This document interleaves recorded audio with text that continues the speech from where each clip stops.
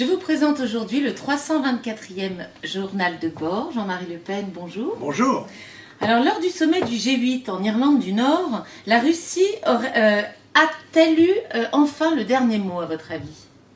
Oui, je crois. D'ailleurs, ça n'a pas trompé quand on a vu que M. Poutine avait le visage de marbre et tous les autres le sourire coincé. On a compris que le veto de la Russie avait porté ses fruits et que la sagesse l'avait emporté sur la démagogie internationale.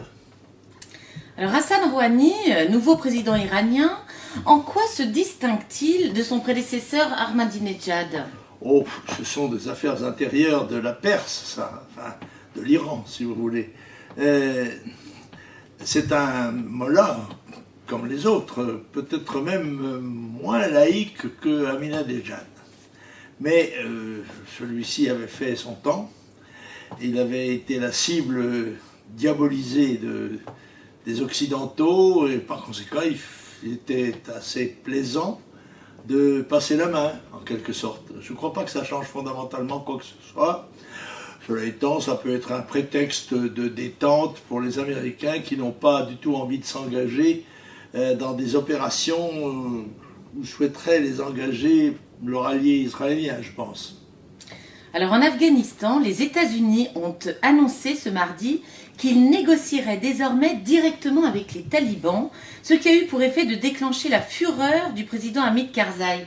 Où est la logique, Jean-Marie Le Pen, et quel est l'intérêt pour les États-Unis d'avoir pris cette décision? Écoutez, voilà, c'est très simple. Ils considèrent que Karzai est une de leurs créatures et qu'ils n'ont pas à tenir compte de son opinion, ce qui est assez scandaleux. Il subit le traitement des harkis, trahis et abandonnés. Voilà. Alors, qu'il soit furieux, je le comprends, bien sûr. Les Américains n'ont pas fini de se sortir du pataquès afghan, comme d'un certain nombre d'autres d'ailleurs. Ils paieront un jour très cher la politique pro-islamiste qu'ils ont lancée dans tous ces pays. Et ils sont responsables de la destruction des régimes laïcs sous un prétexte d'établissement de la démocratie, ce qui est tout à fait ridicule, mais on sait que ça n'est qu'un prétexte. Alors, les élections législatives partielles de Villeneuve-sur-Lot, le jeune candidat Front National Étienne Bousquet-Cassagne s'est qualifié pour le second tour avec plus de 26% des voix. A-t-on aujourd'hui le droit de croire à une victoire? Écoutez, on a toujours le droit et même le devoir de croire à la victoire, puisque c'est pour elle qu'on combat. Je crois que le jeu est assez ouvert, malgré le désistement du Parti Socialiste pour l'UMP, de la supplication UMP d'établir un front républicain. Visiblement, on a peur dans les rangs de l'UMP, et je crois que ce serait vraiment une bonne nouvelle pour la France, et un beau bouquet d'été si le jeune candidat du Front National était élu à la place de cette baderne qui veut en effet se succéder à elle-même. Donc une victoire est possible. Je crois. Alors dites-moi, Jean-Marie Le Pen, vous avez eu droit aux honneurs de la Cour de cassation dernièrement? Oui, absolument. Parce que moi je considère ça comme un honneur. La Cour de cassation en effet a confirmé ma condamnation dans une affaire qui est vieille de plusieurs années, et qui n'a pas fini de dérouler ses fastes judiciaires, puisque j'ai l'intention d'aller devant la Cour de justice européenne, de ne faire aucun cadeau à mes adversaires qui prétendent que j'ai outragé la mémoire de la Deuxième Guerre mondiale en disant comme d'habitude des choses de bon sens, des choses évidentes, mais qui, paraît-il, dans ma bouche, prennent un caractère scandaleux et sulfureux. Alors moi je considère la condamnation de la Cour de cassation comme une décoration. C'est la médaille de la liberté. Vous savez que c'est la loi Guesso. Vous savez que c'est une loi communiste, approuvée d'ailleurs à la fois par le PS et par l'UMP, et qu'ils n'ont jamais révoquée. Et c'est elle qui encadre en quelque sorte la pensée française, et qui établit le véritable carcan intellectuel qui contraint les intelligences, enfin, si j'ose dire, à se courber à la loi communiste de M. Guesso. Alors pour moi, cette condamnation, c'est une décoration, c'est la décoration, la médaille de la liberté de penser. Mais alors, la question de la levée de l'immunité, justement, parlementaire de Marine Le Pen, sera-t-elle examinée le 2 juillet prochain au Parlement européen? Pouvez-vous nous en rappeler la genèse? Écoutez, c'est très simple. Marine Le Pen, un jour, dans un interview quelconque, a déclaré que, dans le fond, l'occupation des rues par les prieurs musulmans lui rappelait l'occupation de la France par les nazis. Bon. Alors ça a été abominable. Bon, il y a eu une plainte, laquelle d'ailleurs a abouti à un non-lieu. Puis alors il y a eu une nouvelle organisation qui est le colloque pour la lutte contre l'islamophobie. Alors on a l'homophobie, l'islamophobie, la judéophobie, enfin bref, toutes les phobies sont condamnées. Et donc il n'est pas étonnant de voir les larves du Parlement européen lever l'immunité de Marine Le Pen. On sait qu'au Parlement européen, les seuls dont on ne lève pas l'immunité, ce sont ceux qui mettent la main dans la caisse. Les droits communs. Les droits communs, on garde leur immunité, parce qu'ils risqueraient d'aller en prison, ceux-là. Tandis que la politique, normalement, l'immunité parlementaire est faite pour défendre la liberté politique des députés. Eh bien, le Parlement européen fait exactement l'inverse, comme sur d'autres sujets d'ailleurs.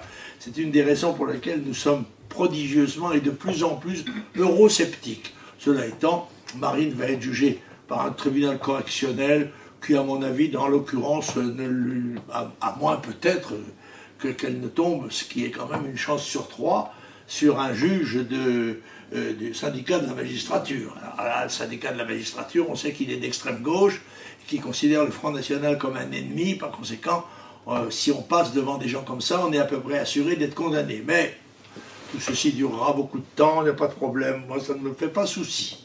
Et ça nous donnera l'occasion d'entendre une belle plaidoirie de notre ami Gollnisch devant le Parlement européen. On n'a pas si souvent l'occasion de parler dans cette assemblée.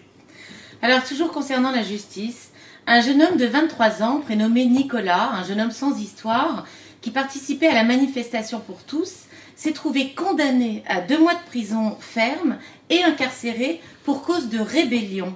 Avez-vous suivi cette affaire, Jean-Marc? Oui, bien sûr, il a même été condamné à 4 mois de prison, dont 2 fermes. 2 fermes. Et incarcéré à arrêter le ce qui était absolument extravagant. Mais ça, on voit bien la patte probablement du syndicat de la magistrature. Et ceci marque d'une façon évidente et insultante pour le peuple français la différence de traitement entre les casseurs, les voyous, et puis les manifestants de manifestations pacifiques qui peuvent connaître évidemment quelquefois des débordements, mais ça fait partie des risques des grands rassemblements. Et la sanction, la lourdeur de cette sanction est un élément intéressant parce qu'elle constitue un appel supplémentaire à des manifestations futures contre le gouvernement et contre sa justice. Et oui, et justement, paradoxalement, le procès aux assises du jeune violeur récidiviste, assassin de Agnès, une de ses camarades de pensionnat, se déroule à huis clos. Alors, qu'en est-il de, justement, il y a 2 poids de mesure dans notre justice. Oui, on marche sur la tête dans ce pays. N'est-ce pas? La justice populaire, justement, doit se dérouler devant le peuple. Alors, par conséquent, le huis clos est une disposition tout à fait exceptionnelle qui, en l'occurrence, ne se justifie pas. On l'a dit que c'était pour ménager la sensibilité de l'une des victimes, la première victime, celle, vous savez, qui avait été déjà violée et qui avait entraîné le psychiatre de service à dire qu'il estimait que l'individu en question n'était pas dangereux. C'est pour ça qu'on l'a placé dans une école mixte où il a pu non seulement violer, mais tuer aussi. Bon, cela étant, je voudrais dire quelque chose qui m'a choqué. C'est que non seulement ces gens ont la tête masquée, quand ils cachés, quand ils entrent au tribunal, on ne voit pas pourquoi on leur fait ce cadeau, n'est-ce pas? Ils n'ont qu'à apparaître sous leur visage.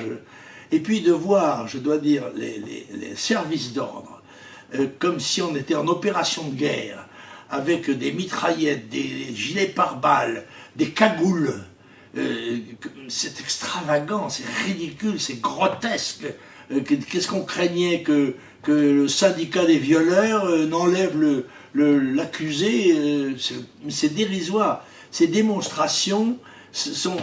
Je ne sais pas qui en est responsable, ça doit être M. Valls, je pense. C'est lui qui est la haute main sur tout cela. Tout cela procède d'une volonté de communication, et moi me choque profondément. Je dois dire que je suis scandalisé pour les forces de l'ordre elles-mêmes, qu'elles doivent se prêter à ce genre de mascarade tout à fait condamnable. Oui, d'ailleurs, le père de la victime, de la jeune Agnès, donc la victime assassinée, s'en plaignait justement et regrettait que ce procès se déroule, comme vous, à huis clos. Ah oui, voilà. Écoutez, c'est le tribunal, là, dans ce domaine, la Cour est maîtresse de son ordre du jour et de son déroulement, mais enfin, ça n'empêche que les citoyens que nous sommes ont le droit d'exprimer leur désaccord. Bon, alors avez-vous un pauvre con de la semaine, Jean-Marie Le Pen? Ah oui, oh, c'est toujours un choix difficile parce qu'il y en a plusieurs, quoi, hein. Il y a entre les démagos de l'UMP, Le Maire et Vauquiez, à qui je conseille d'ailleurs de donner une bonne partie de leur indemnité parlementaire à des œuvres pieuses, puisque aussi bien ils veulent se sacrifier sur l'autel de la patrie. Ces deux démagogues ne savent quoi faire pour faire parler d'eux. Mais non, ça sera quand même un UMP, ouais. C'est-à-dire que là, il y a un réservoir inépuisable de pauvres cons. Alors là, donc celui-là, c'est Coste. Coste, ça vous dit rien, mais c'est le candidat de Villeneuve-sur-Lot. Le candidat UMP qui est arrivé juste devant notre candidat et qui a tout de suite déclaré que le score du Front National faisait courir un grand risque à la démocratie. M. Coste ne sait pas que la démocratie s'exerce par les élections libres et que le candidat du Front National n'a pas forcé les électeurs à voter pour lui. C'est donc lui qui est dans la ligne de la République et de la démocratie. Et M. Coste dans celle de l'imbécilité congénitale. Eh bien, M. Coste a en plus réclamé l'institution du Front républicain. Il a tout de suite d'ailleurs reçu le soutien du Parti socialiste. Chacun sait que l'UMP et le Parti socialiste, c'est bonnet rose et rose bonnet. Par conséquent, j'espère, croise les doigts, pour que les citoyens de Villeneuve-sur-Lot dimanche donnent une bonne fessée à ces deux personnages ridicules. Bien.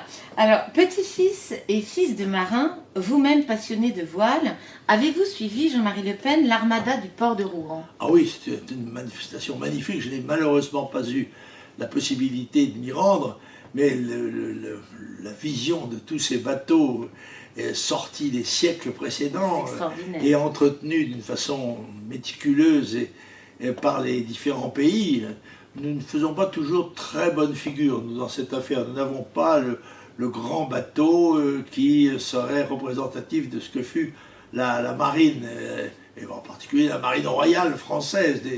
Mais cependant, je crois qu'il y a quelque chose il y a un bateau qui est en construction.